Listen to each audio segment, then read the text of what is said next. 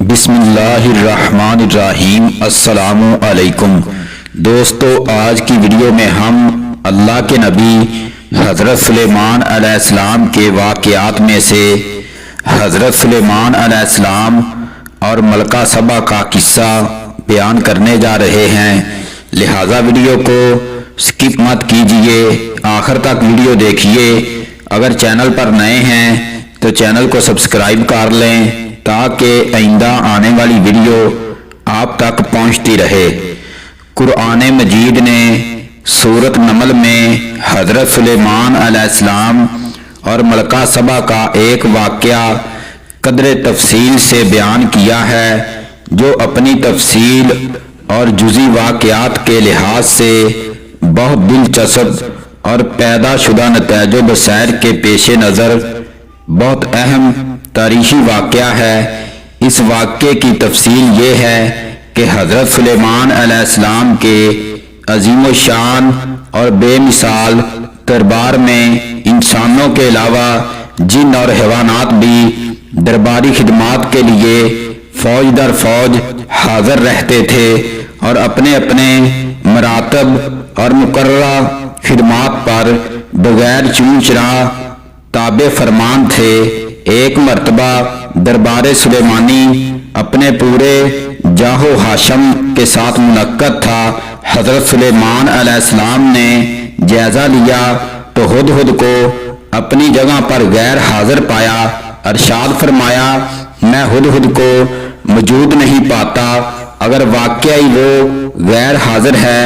تو اس کی یہ بے وجہ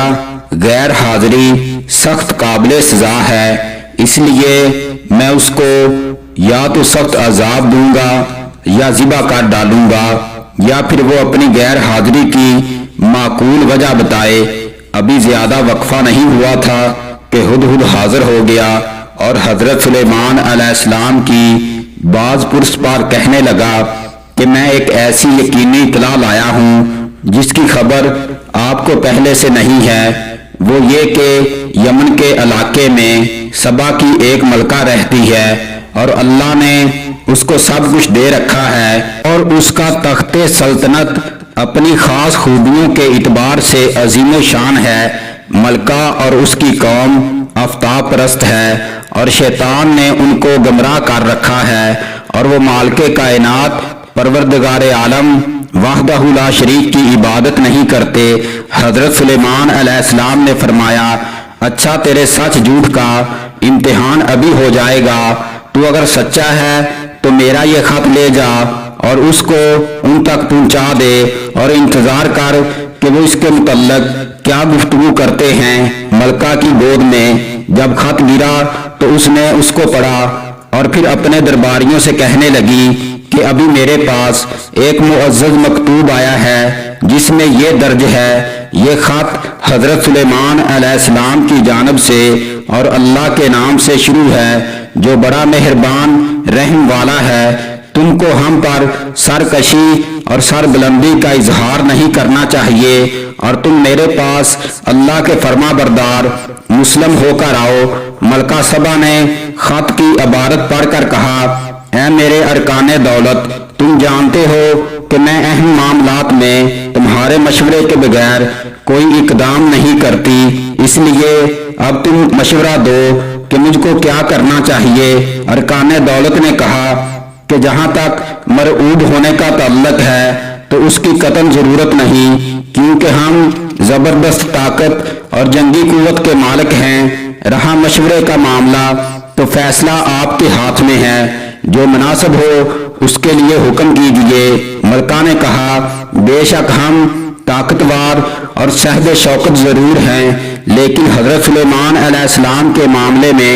ہم کو عجلت نہیں کرنی چاہیے، پہلے ہم کو اس کی قوت و طاقت کا اندازہ کرنا چاہیے، کیونکہ جس عجیب طریقے سے ہم تک یہ پیغام پہنچا ہے وہ اس کا سبق دیتا ہے کہ حضرت سلیمان علیہ السلام کے معاملے میں سوچ سمجھ کر قدم اٹھانا مناسب ہے۔ میرا ارادہ یہ ہے کہ چند قاصد روانہ کروں اور وہ حضرت سلیمان علیہ السلام کے لیے عمدہ اور بیش بہا تحائف لے جائیں، اس بہانے سے وہ اس کی شوکت و عظمت کا اندازہ لگا سکیں گے اور یہ بھی معلوم ہو جائے گا کہ وہ ہم سے کیا چاہتا ہے۔ اگر واقعی وہ زبردست قوت و شوکت کا مالک اور شہنشاہ ہے تو پھر اس سے ہمارا لڑنا فضول ہے، اس لیے کہ صاحب طاقت و شوکت بادشاہوں کا یہ دستور ہے کہ جب وہ کسی بستی میں فاتحانہ غلبے کے ساتھ داخل ہوتے ہیں تو اس شہر کو برباد اور باعزت شہریوں کو ذلیل و خوار کر دیتے ہیں۔ اس لیے بے وجہ بربادی مول لینا ٹھیک نہیں۔ جب ملکہ سبا کے قاصد تحائف لے کر حضرت سلیمان علیہ السلام کی خدمت میں حاضر ہوئے تو انہوں نے فرمایا، تم نے اور تمہاری ملکہ نے میرے پیغام کا مقصد غلط سمجھا۔ کیا تم یہ چاہتے ہو کہ ان تحائف کے ذریعے جن کو تم دیش بہا سمجھ کر بہت مسرور ہو مجھ کو پھسلاؤ، حالانکہ تم دیکھ رہے ہو کہ اللہ تعالیٰ نے مجھ کو جو کچھ مرحمت فرمایا ہے اس کے مقابلے میں تمہاری یہ دیش بہا دولت قطن ہیچ ہے، لہٰذا تم اپنے تحائف واپس لے جاؤ اور اپنی ملکہ سے کہو کہ اگر اس نے میرے پیغام کی تعمیل نہ کی تو میں ایسے عظیم و شان لشکر کے ساتھ سبا والوں تک پہنچوں گا کہ تم اس کی مدافعت اور مقابلے سے عاجز رہو گے، اور پھر میں تم کو ذلیل و رسوا کر کے شہر بدر کر دوں گا۔ قاصدوں نے واپس جا کر ملکہ سبا کے سامنے تمام رودات سنائی اور حضرت سلیمان علیہ السلام کی شوکت و عظمت کا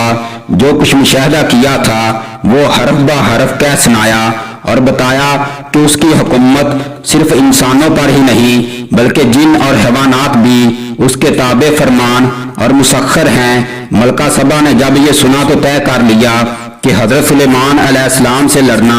اپنی ہلاکت کو دعوت دینا ہے، بہتر یہی ہے کہ اس کی دعوت پر لبیک کہا جائے۔ حضرت سلیمان علیہ السلام کے مکتوب گرامی میں یہ جملہ بھی تھا، تم مسلم ہو کر آؤ۔ چونکہ ملکہ سبا حضرت سلیمان علیہ السلام کے دین و مذہب سے ناواقف تھی، اس لیے